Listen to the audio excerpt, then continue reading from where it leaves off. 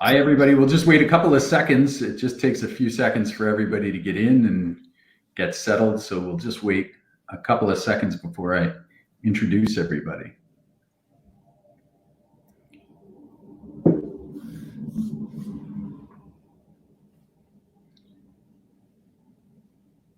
Okay. So thank you, everybody, for joining us for our 10th Ocean of Opportunities webinar. I'm Don Grant with the Ocean Startup Project. Today, we're going to continue our focus on all of the opportunity in the ocean sector. There is so much momentum right now in this ecosystem in Canada and in Atlantic Canada. It's a pleasure today to be joined by a relatively new entrepreneur who's having a lot of success in this early stage. Adam Kennedy is the founder of Smaknis, Maritime Safety and Security Inc. And I also have Jean-Francois Mallet, who is the Market Access Officer at the Joint Economic Development Initiative, JEDI. So we have a big crowd today, so there's lots of interest. Before we get started and get into the conversation with our guests, I want to ask Jean-Francois to give the land acknowledgement. So over to you, Jean-Francois. Thank you, Don. So I know that right now everything has been done online, and it's kind of my first land acknowledgement online, I should say. But I think it's important that anywhere or everywhere that we are, we acknowledge the land that we're on. Being in New Brunswick, I'd like to begin with the land acknowledgement for the Wolastoqey and the Mi'kmaq people. So I would like to begin by acknowledging that the land on which we gather is the traditional unceded territory of the Wolastoqey, the Maliseet, and the Mi'kmaq people. This territory is covered by the treaties and peace and friendship, which Wolastoqey and Mi'kmaq people first signed with the British Crown in 1725. The treaties did not deal with surrender of lands and resources, but in fact recognized Mi'kmaq and Wolastoqey title and established the rules for what was to be an ongoing relationship between nations. Thank you. Thanks so much, Jean-Francois. So before we get into the conversation, just a few important notes. Part of the Ocean Startup Project's mission is to create new connections and collisions through this webinar series. And so we've got a Facebook group that all webinar participants are welcome to join so we can continue to interact and have those collisions. We also will be having another virtual networking event on July 16th. So we hope you will join in and meet some of those people who have a similar passion for the ocean sector to you. Please also take a minute to introduce yourself in the chat room on the right side of the screen. Tell people who you are and where you are from. As well, please post any questions for Adam or Jean-Francois, our guests today. I want this to be as interactive as possible, so please post away. So the format for today's webinar will be a conversation with Adam and Jean-Francois, followed by a brief presentation on the Ocean Startup Project, and then we will turn it over to Jean-Francois, who will close out the webinar. So let's get to it. So Adam, thank you so much for joining us. Really, really appreciate it. I've read up on your business. I love what you're doing. You're having a lot of success in these early stages. Can you start by just giving us a rundown on your business? What is it that you do, and tell the folks listening in? Oh, Adam, I think you may be on mute there. Are you muted? There's a toggle up at the top there. No, I'm not hearing you. You're doing. We could hear you before. Try that. I thought I heard you. No. I don't know. That's interesting. I don't know what happened to you. We had you. Do you see the toggle up at the top there? There's one that has a microphone in it. Is it on? It's strange that we lost you. Jean-Francois? Yes. do you want to just talk a little bit about Jedi right now while we're working it out with Adam, and just tell us a little bit about what Jedi is up to, what it does, and who it serves? Yeah, definitely. So Jedi, we're located in on St. Mary's First Nation in New Brunswick, and we're an Indigenous organization that is dedicated to supporting Indigenous participation in the New Brunswick's economy. Jedi began in 1995 as a tripartite partnership between Indigenous communities in New Brunswick, the Government of Canada, Government of New Brunswick. In 2009, we Jedi incorporated as an independent nonprofit organization, and over the years, Jedi has grown to an Indigenous organization focusing on basically working closely with its partners from Indigenous communities, organizations, governments, private sector. We're focusing mainly on entrepreneurship and small businesses, providing support, community economic development, workforce development, partnerships with the public and private sector. Personally, I'm mostly involved with business incubators and business accelerators, which is where I've helped or supported and I met Adam the first time. So basically, we run during a fiscal year, we would run at least 3 10-week entrepreneurship programs with another 10 week of aftercare programming. Those programs are mainly run, mainly it's focusing on all the aspect of getting into business. So we have a program that is for startups, and we also have a program that is for existing companies that are looking to grow. Yeah, that's great. Adam, how are we doing? Good to go now. All right. Oh, fantastic. Thank goodness. You never, you love technology until it doesn't work. So Adam, back to you. Just tell us about your business, how you got started, and not so much how you got started, but what you do. Okay, so so we are a multifaceted company, mostly operating in the security and marine industry. So for the security side of things, we service mostly only major projects with site security. We do some professional consulting with regards to security auditing, security planning. We do have an executive protection team that we utilize when we're called upon, but it's not very often we have that work. So we also, and that's about it for the security side of things. For the marine side, that's been brewing and growing for many years now. But right now we just do boat charters. So what we do is we have a fleet of ribs. We have we have 2 28-foot ribs, both twin engine powered. One of those ribs has the portside davit, capable of 500 to 800 pounds of lifting.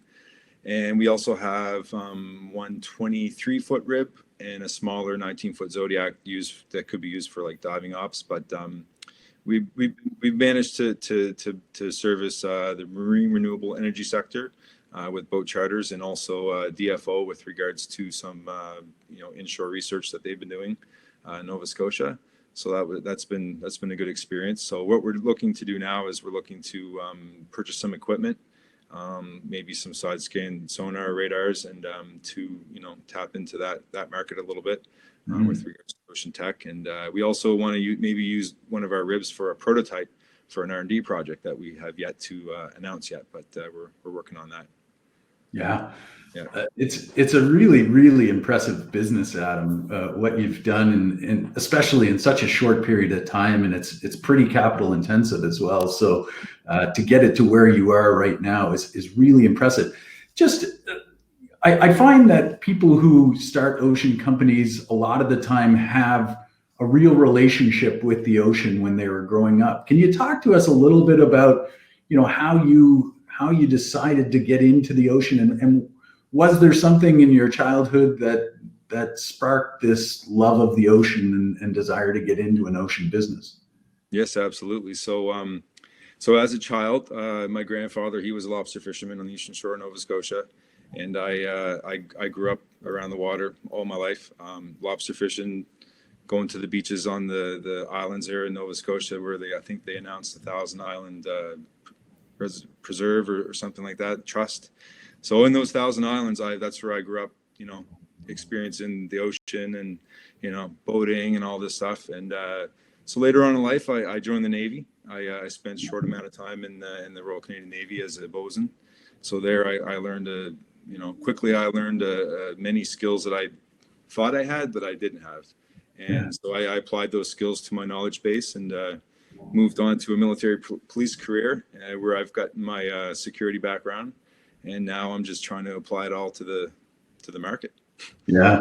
It's incredible what the RCN does and the skills they give you when you go in and what you learn and just the discipline. And I'm sure that discipline has held you well as you started out a company. Talk to us a little bit about the idea. How did you come up with the idea for this company and just talk about that a little bit, because what we're trying to do is talk to people about starting companies and get the idea, but how did you come up with it?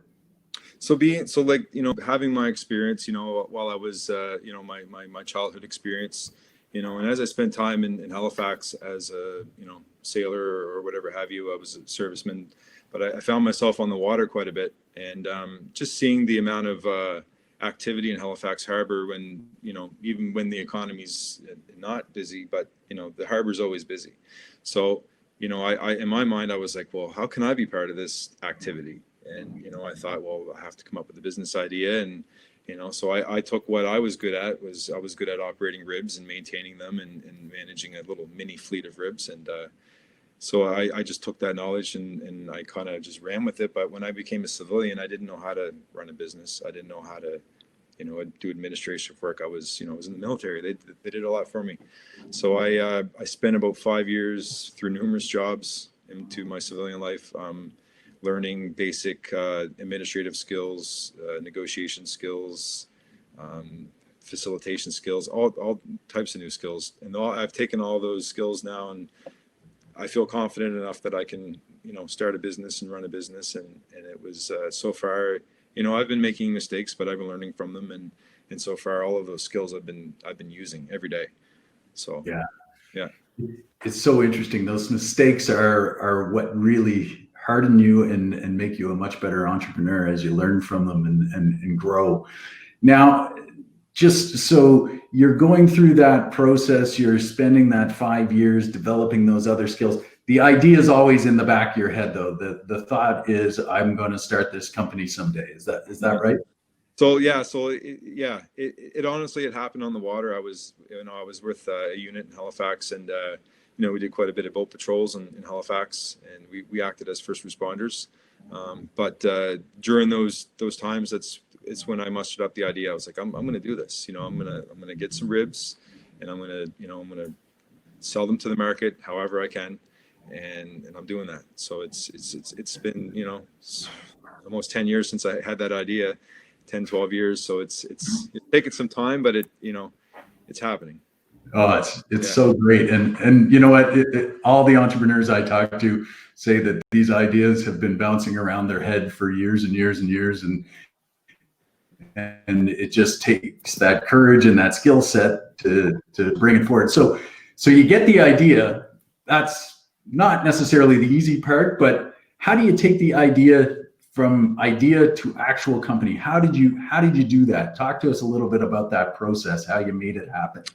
So first it was, trying to come up with a business plan, and thinking about like how, I can actually do this. I thought it would just be as easy as borrowing money and buying a boat or finding a partner that could, front me the money, but it wasn't that easy. So first I started throwing the idea around, talking to some people. And then once I kind of got the word out that I was interested to do this, and my wife helped me quite a bit, but Jedi also helped me quite a bit as well. They actually helped me with my business planning, and they were able to produce a grant that helped me pay for that business plan. So that was awesome. And having a good mentor and someone that I could trust to advise me and to be with me and see it through was the most important thing ever. I don't think I would have been able to do it if it wasn't for my mentor, because it was, I just didn't have the push, I guess. Yeah. I think you froze there. Oh, I lost him. Yeah. Oh, I think Let's see if he's coming back here quickly. Yeah. Oh, there he is. I'm here. Okay. Yeah. It must be a flaky internet connection on my end, I think. Technology just didn't. So, okay. Doesn't matter as long as are you still there? So talk to us a little bit about that mentor, because that's such a critical component for so many small businesses as they're trying to find their footing and get that foundation started, and going out and being vulnerable enough to say, hey, I need help. I need somebody to support me. Talk to me about how you found your mentor and some of the things that they did for you along the way to get you to the successful state that you're in right now. So so choosing a mentor is sometimes mentors can be provided through some business development organizations or whatever, but I found mine personally because he works in the industry. He's my uncle, and he operates a very successful business in Halifax. So it was in my mind, it was it made sense to ask him to help me with this, and because it gave me confidence to say, okay, this is a good idea. He likes my business plan. He believes in me, and he believes that this could work. So finding a mentor that can believe in you, that has your back, that sees your business plan, sees it come to life. That's, I think, the most important thing that anybody can do. Yeah. Believe in it. Do you still connect with him on a regular basis today? Oh yeah, most definitely. Yeah. Let's come back to just talk a little bit about those dollars in the early stage and the support from Jedi. Can you talk a little bit more about that and what Jedi offered to you, and how did you come to find that initial grant? And are there any other programs that you've tapped into as an entrepreneur since then? Yes. So in those early days, so it was tough. Like, I had left a job, I was unemployed. We have 4 boys here. My wife was working, and I didn't know if it was going to work. So Jedi, they definitely helped me quite a bit. The program that I did, I think I did both the accelerator and can you help me, Jedi or JF? Yeah, I think you did the accelerator and the incubator. Well, the incubator and the accelerator. That's correct. Yeah. So at the first program that I did, I found out about a grant that could help me pay for my business plan, and so I applied for it, and I was successful, and I received that grant, and it helped me build my business plan. So once I got that business plan, obviously I treat it as a living document, and I've been building on it over the years.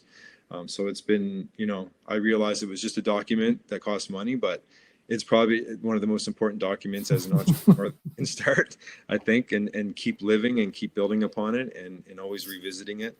And then so far I've been tapping into a few, not so much other programs, but Olneweg has helped me with regards to networking. I have been in communication with them about some of the programs that they're involved with, and I haven't been part of any yet, but I plan to in the future. Also, I keep in touch with Jedi. I'm working with Jedi. They've actually asked me to sit on the board, so that's exciting to be part of the board there, and to gain that experience as a board member and learn that process, and so that's good. Yeah. So it's amazing to hear about all of these different incubators, accelerators, organizations like a Jedi and an Ulnaweg and Propel and Volta and Emergence, all of these different organizations that we have in this region that are here to support entrepreneurs like you. Talk to us a little bit about, so where do you find the first dollars? You got the grant, obviously, but where do you find the first dollars for your business to buy the assets that you need to actually do the work that you want to do? Yeah, so those that was the most challenging part, is looking to gain money, to gain revenues. That's the whole idea of business. So I've had a few small contracts, professionally, like, consulting, businesses and governments and things like this, but those don't pay much. So the biggest rate to date now, we actually, in the security division of our company, we have a large contract right now that we're securing a wind farm site. So what we do there is we control the access to the site, and all the assets on it. So that's been basically right now the building block of growing our company, and growing it to the point where we feel confident enough where we can maybe spend more money with regards to marketing and purchasing assets, right? That's the whole idea, is to have assets. So Yeah, yeah. So talk to us a little bit about that customer discovery in the early days. How did you go out and do that? You mentioned Ulnaweg on the networking side, but yeah. how did you go out and find those customers? How did you get them to believe in you? As a new company, it's always a challenge to get people to say, "Hey, I'm going to take a risk on you." So talk to us a little bit about the early days and how you did that. So if you're anxious to grow your business, you have to put yourself out there. You have to like constantly keep in the loop of what's happening with networking events, with regards to like your market or your industry, whatever that you're in, and attend those events and attend those whatever they are, because people there could be the buyers of your service. So that's why it's important to always get out there, sell yourself, don't be shy. Always approach people that you think or that look like they're important, because chances are they are, and they know other people, and that's how the word of mouth spreads, is by saying, "Oh, I met this person at this event, and he's doing this or she's doing this, and they have this service, and it's amazing. You should connect with them." And so through that, I have gained work for my company through that process. And how long did it take you from starting your business to when you got your first customer? So just because I know a lot of people, I was actually, I started the actual, like, working at the business. I think it was early 2017, if I remember correctly. Yeah. And I think that later on that spring, I managed to get a contract for delivering some safety training to some fishermen. So what it was to basically deliver how they develop their safety plan for their vessel, in accordance that they can meet the requirements for Transport Canada's new regulation for every vessel must have a safety plan. So that was my start. Yeah. And it was very passionate for me to deliver that. And at the same time, I felt a little stressed from it, because I felt some maybe fishermen weren't taking the safety thing as important as they should. But the best I could do was just make sure that I transmitted as clearly as possible to them, and they hope in hopes that they use it, right. So that was good. And then after that, it's just been growing it, networking it, nourishing the company, and not giving up, because there's been a few times where I was like, wow, like, this is tough, especially getting into the ocean tech and marine sector. I found was very challenging, but having a mentor that believed in me and kept pushing me, and teaching me how to reinvest into growing a business was the most important thing. Has helped me get to where I am today. So I want to pick up on that a little bit, Adam, because I think you've hit on what I think is one of the most critical components of being an entrepreneur, and that's that resiliency and that perseverance, because it's not always easy. It's incredibly rewarding when you have success. It's not always easy. So you're a man with 4 children. How do you continue to have that energy, that enthusiasm, and persevere and be resilient in those early days? Because it's something that a lot of entrepreneurs struggle with. Yeah, it was tough. Like, I have to thank my wife. Like, she really pushed me hard. There was times where I told her, I was like, I'm giving up. And of course she supports me in every way, and she's talked some sense into me, I have to say, a few times, and say, no, you can't give up. You've put so much effort into it, and so that's good. And just knowing that I had some people believe in me, like my mentor and my family, my kids, they seen what I'm going through, and it's I guess in the passion of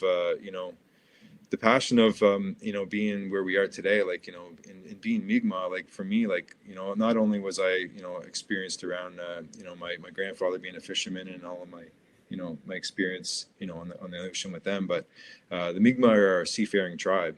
And another part of my life was traveling around the Powwow Trail, and going to all the communities. And I've even been fortunate enough to live in most parts of Mi'kmaq and even work in a lot of the different governments and tribal councils, and in some pretty important roles. So I got to experience that, and it really, I guess, put some encouragement into me. It instilled some encouragement into me to build a business that can display some type of some type of goodness, that's working, all over the place in the land of Canada, and that's what I'm trying to build, right? A very mobile floating business that can float around the Maritimes.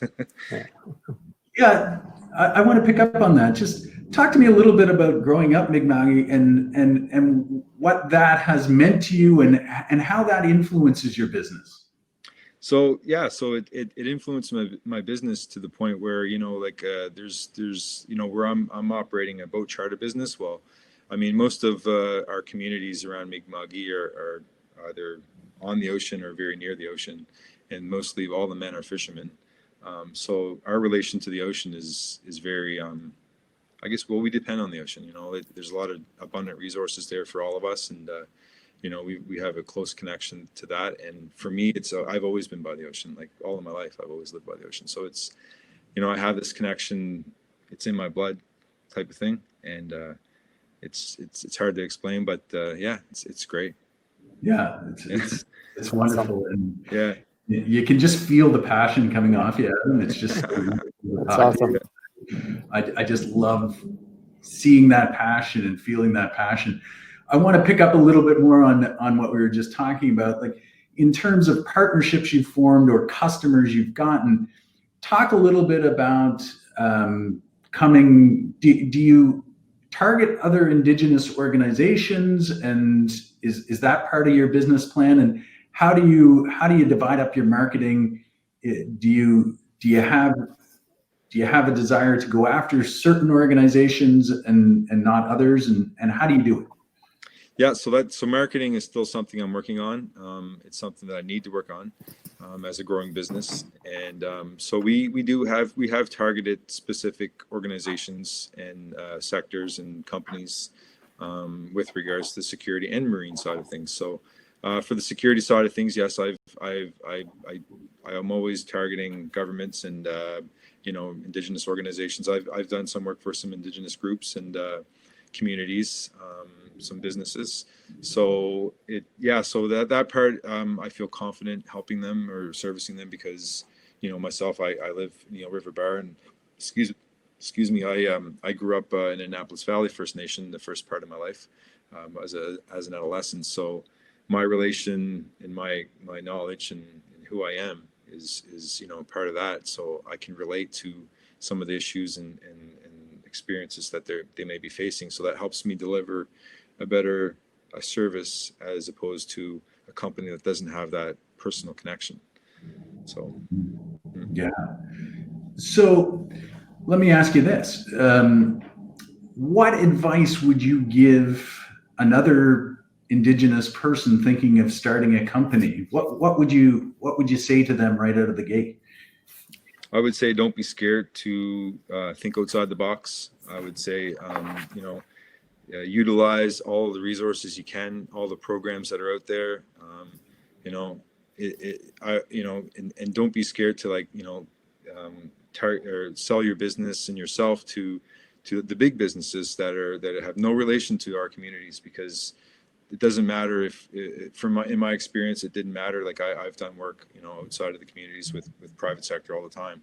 So it's for me, it was a learning experience that I had to learn, but business is business, and it has to come down to the dollar, and you can't be shy to you just got to put yourself out there. You got to sell yourself as best as you can. and just, don't be shy, don't give up, because if you have a mentor that believes in you, and you have people that believe in your project or your idea or whatever it is, then you need to just keep pushing it, and it will catch. I love it. I love it. I just want to encourage people listening in. If you have any questions for Adam or for Jean-Francois, put them in the chat room. I'll ask them in real time if you have anything you want to add on or ask. So I want to just pick up on something you said there. So you talked about some lessons learned. Can you talk to us about, entrepreneurship is an incredible learning experience when you go through it. Can you talk about the greatest lesson that you've learned as an entrepreneur so far?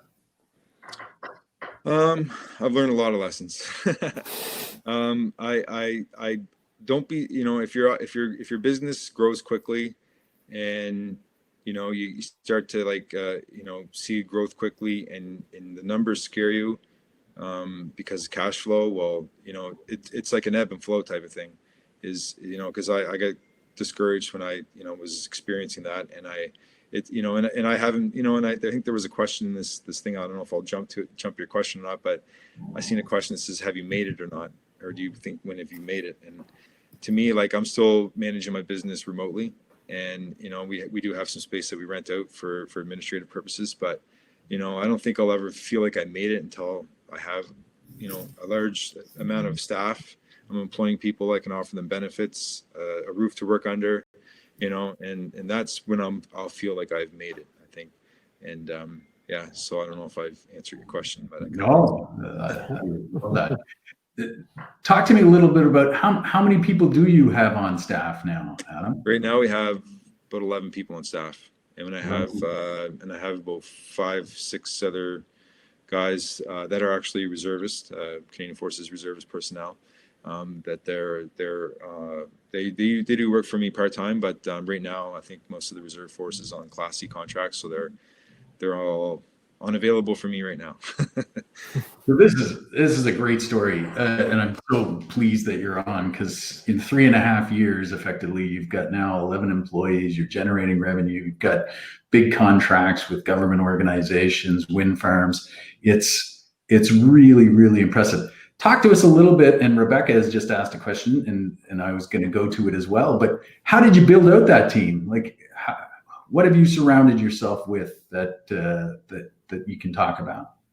Yeah, so basically, what I did was, for the security side of things, I always look for people that have experience. So, and I'm not sure what type of team she's referring to, but for my security team, I look for people that have the experience, that have either worked in the industry before. And I like to, I'm a veteran myself, so I like to, look for veterans that are seeking work, and help them possibly transition into civilian life if they haven't already. Because I know personally that can be challenging if you don't have the right resources, or you don't have the right network, or love, I guess, is the most important thing. So if you don't have the right love, then it's hard. So and I'm grateful to have a lot of love, because I've been doing pretty good, so it's great.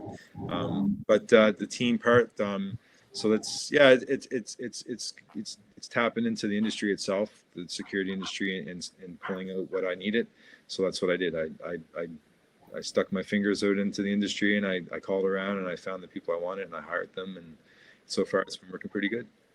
Yeah, it's pretty impressive especially when you can draw on those reservists and ex-RCM folks. Like, you get really disciplined, capable people who do struggle when they leave the forces to find that path into the private sector, but such a wonderful resource. So just a little plug to join your plug on that one. Yeah.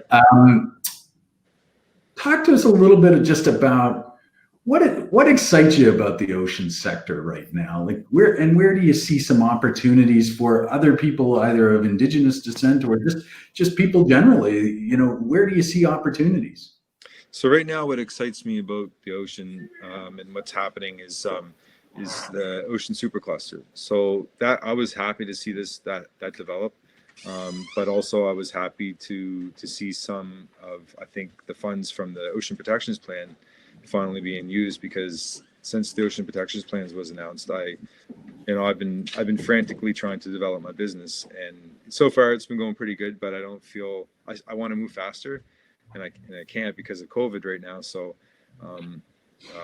but you know, all the ocean tech stuff, like all the technology, the innovative projects that are happening. For example, like the Kraken, that's an awesome piece of equipment, you know, and it's really nice to see, you know, Leeway Marine and the Kraken working together and that, because you know, I think there's more of that to happen. I think that's just the beginning of it, because our oceans are so mysterious, you know, and they're so huge, you know, and there's so many unanswered questions about it, you know, and we're surrounded by it here in the Maritimes, you know, and we're actually surrounded by some pretty important parts of the ocean.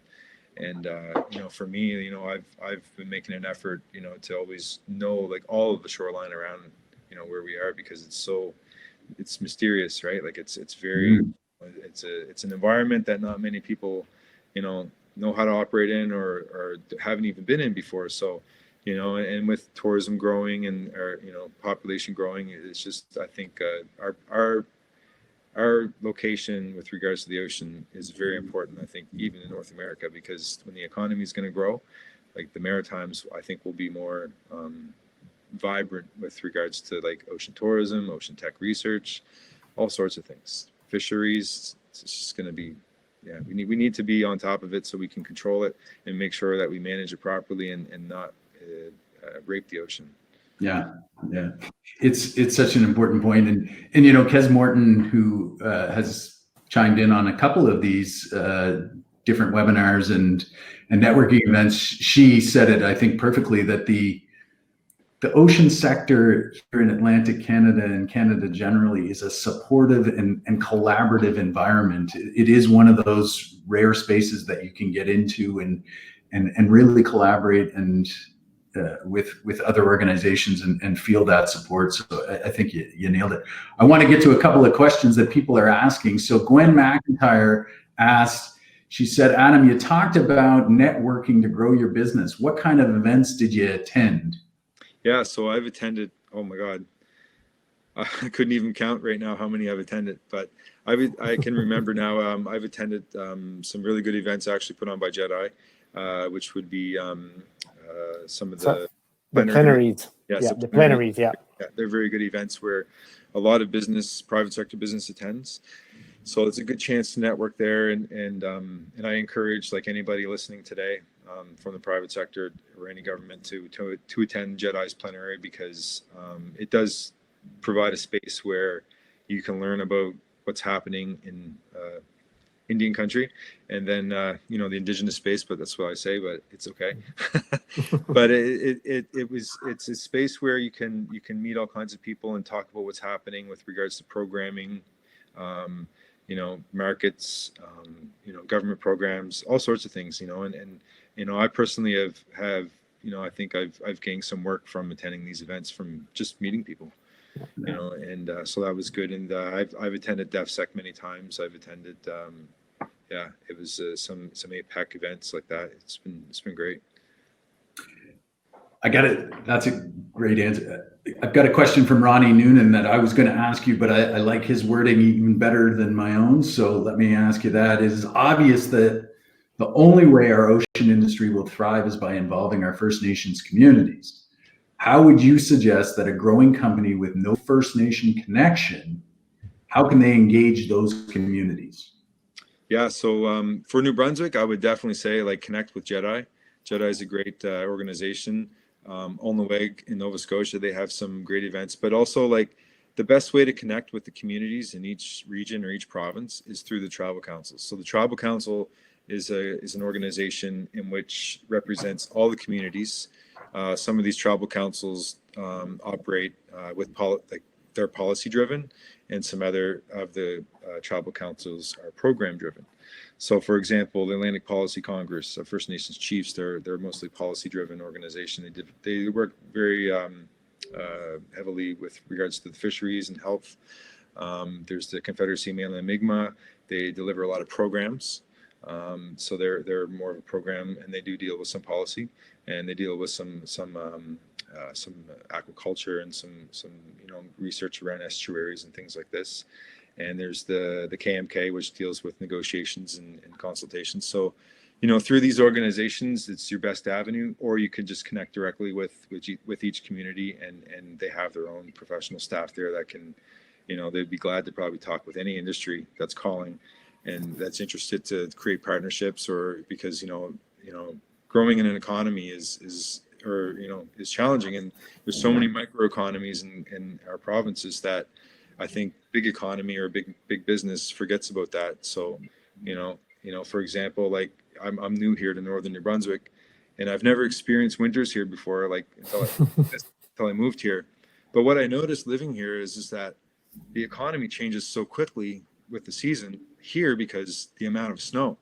So there's like this little mini microeconomy here of snow removal that happens only in the winter, but it got my mind thinking about how all the other little microeconomies in Nova Scotia that are happening that big business isn't really aware of. So I think that and First Nations communities have those microeconomies for sure, and if it's something to think about. I think when connecting with when business wants to connect with our communities for sure. We're winding down here, but I want to ask you, what is the best piece of advice you've ever received related to your business? Loose lips sink ships. Oh, I like it. Fair enough. Yes, there you go.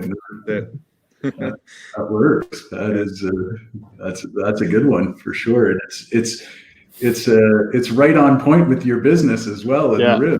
Obviously, so that works well. This may be the final question. I may have one more for you, but I finish most of these webinars with, why is now the right time to start an ocean company? And you've talked a little bit about it, but why is right now the time you start an ocean company?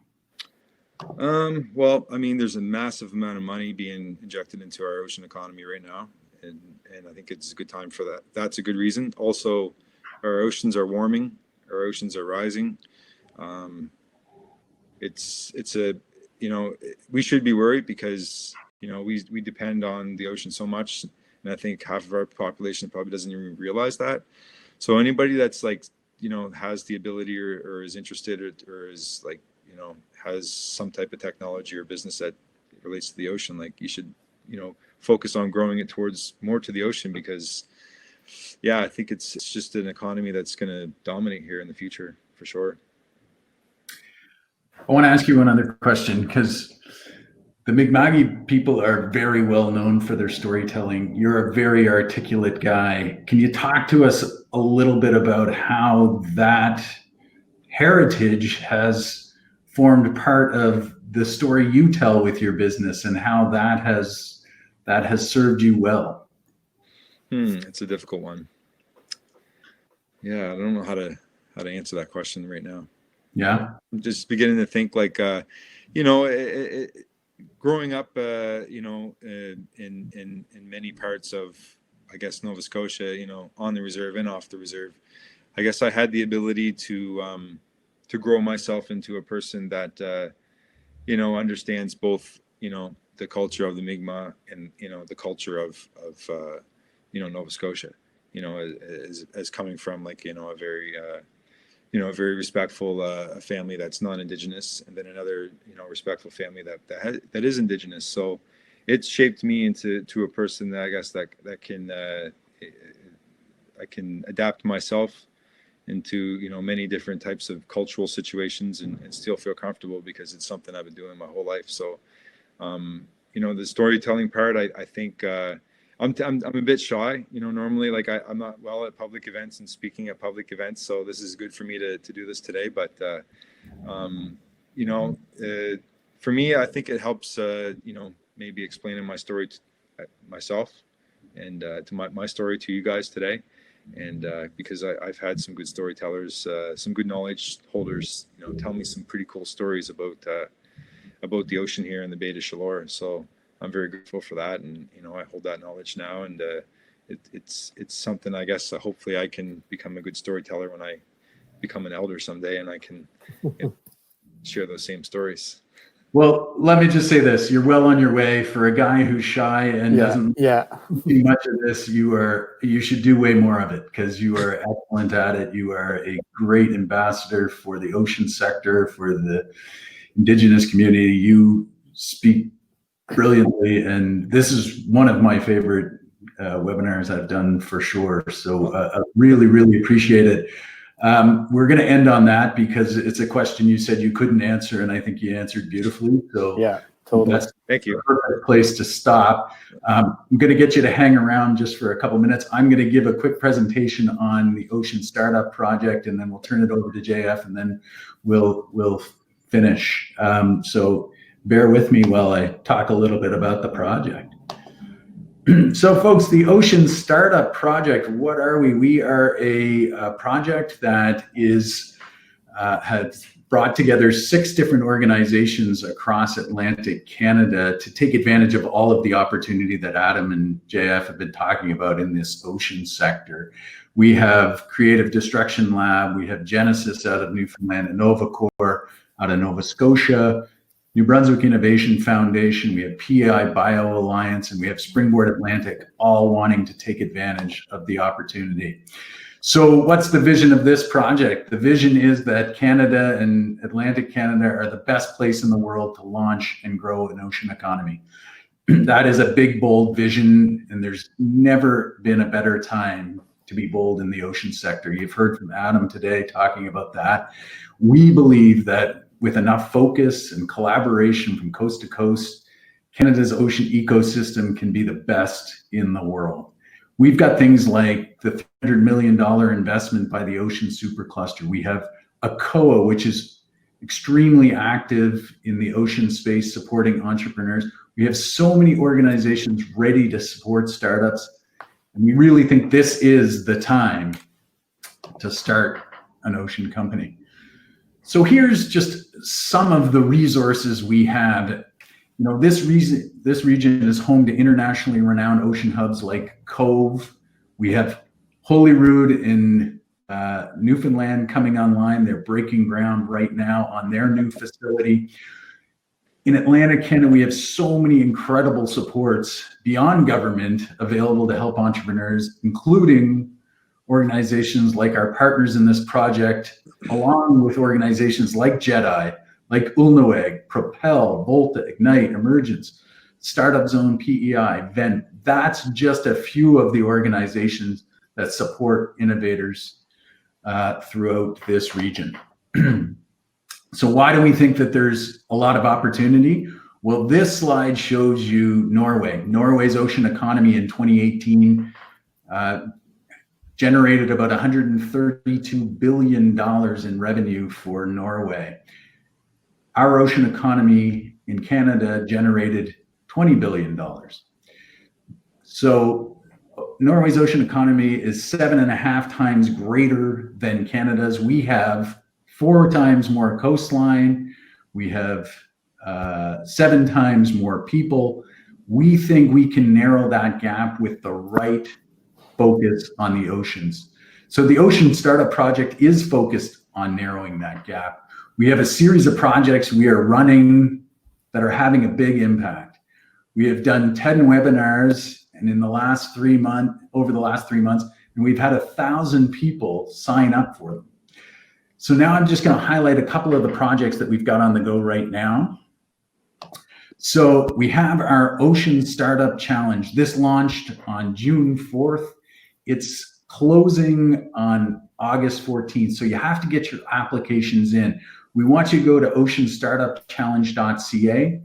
What we have here is a challenge that results from us going out to industry and asking them what their challenges are, what their pain points are.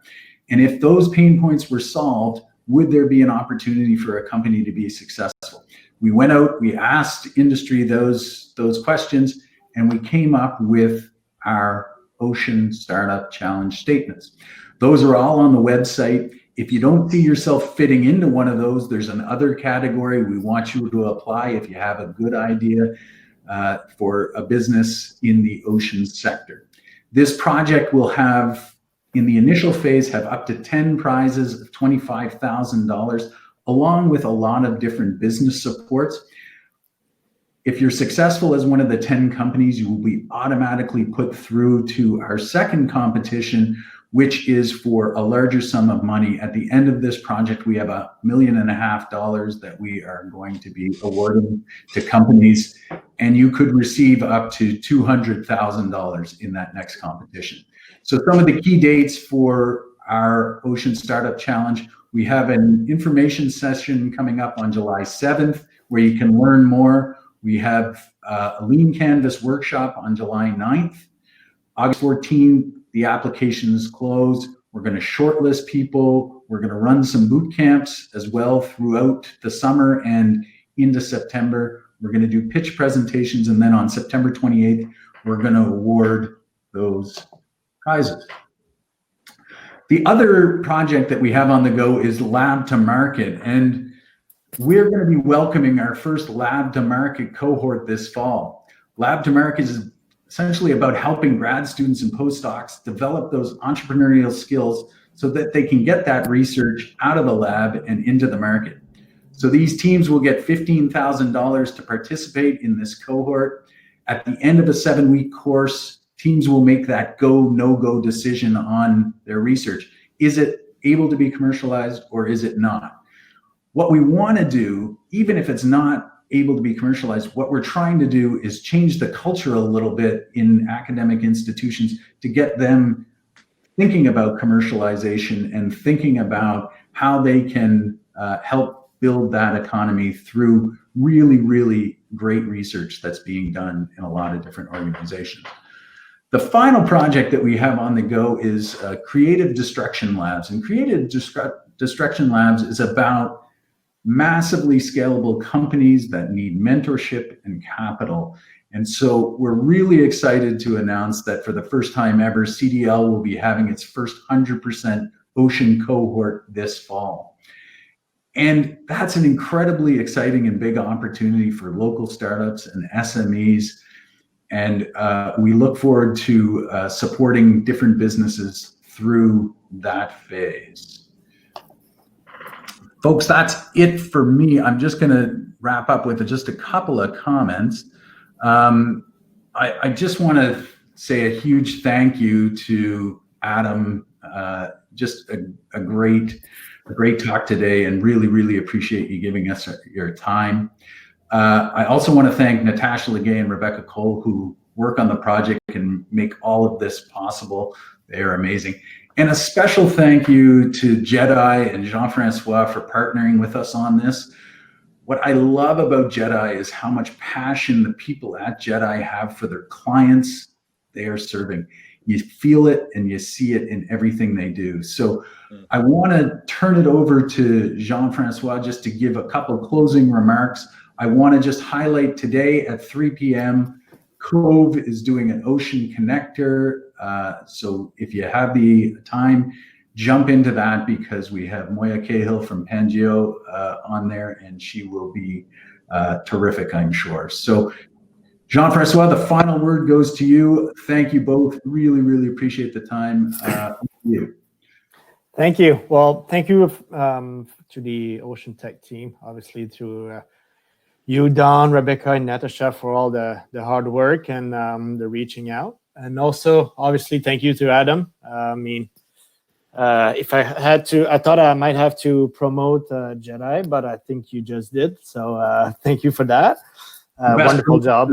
Right there. Yeah, best promo ever, right? So thank you very much for that. And I still remember how excited I was when you got your first contract to train the fishermen, and to see all that in three years where you're at now. It's really it makes my job and the job also to my colleagues that are on the call, probably listening to you, really joyful and awesome. It makes I do have more gray hair growing 3 years well, I didn't want to mention it, but yeah, I do agree. Yes, that too. No, but thank you very much for the great conversation, and also the great promo and believing and so beyond that, our next if there's any interest in our next business programs, our next business incubator will be in September.